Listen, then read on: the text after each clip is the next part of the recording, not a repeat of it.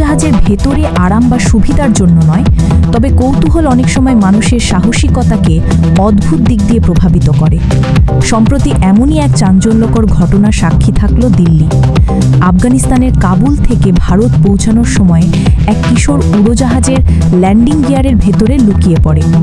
সংবাদ মাধ্যম এনডিটিভি জানিয়েছে, 22 সেপ্টেম্বর সকাল 11টায় KAM এয়ারলাইন্সের RQ4401 ফ্লাইট দিল্লির ইন্দিরা গান্ধী আন্তর্জাতিক বিমানবন্দরে অবতরণ করলে ওই 13 বছরের কিশোর বিমান থেকে বের হয়। জানা গেছে, কাবুল বিমানবন্দরে কৌতূহলের বশবর্তী হয়ে সে ল্যান্ডিং গিয়ারে প্রবেশ করেছিল এবং 2 ঘন্টা ধরে আকাশে ভেসে ভারত পৌঁছায়। ফ্লাইট পৌঁছানোর পর কিশোরকে বিধ্বস্ত অবস্থায় পাওয়া যায়। তার গায়ে ছিল একটি পাঞ্জাবি এবং বিমানবন্দর নিরাপত্তা কর্মীরা তাকে তৎক্ষণাৎ আটক করেন। জিজ্ঞাসাবাদের সময় কিশোর জানায় সে আফগানিস্তানের কুন্দজ শহরের বাসিন্দা এবং কেবল কৌতূহল থেকেই এমন সাহসী কাজটি করেছে।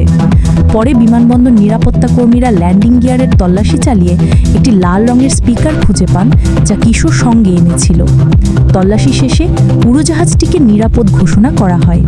এই ঘটনা প্রকাশ পেয়ে অনেকেই কিশোরের সাহসের প্রশংসা করেছেন, তবে আকাশে এত উচ্চতায় চরম ঠান্ডা ও বাতাসের চাপ সহ্য করে বেঁচে থাকা তার জীবনের জন্য বড় ধরনের ঝুঁকি সৃষ্টি করতে পারত।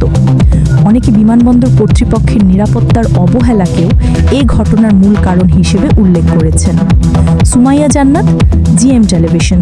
চোখ রাখুন জিএম টেলিভিশনের ফেসবুক পেজ ও ইউটিউব চ্যানেলে। সত্যের সন্ধানে সবার আগে জিএম টেলিভিশনের সাথেই থাকুন।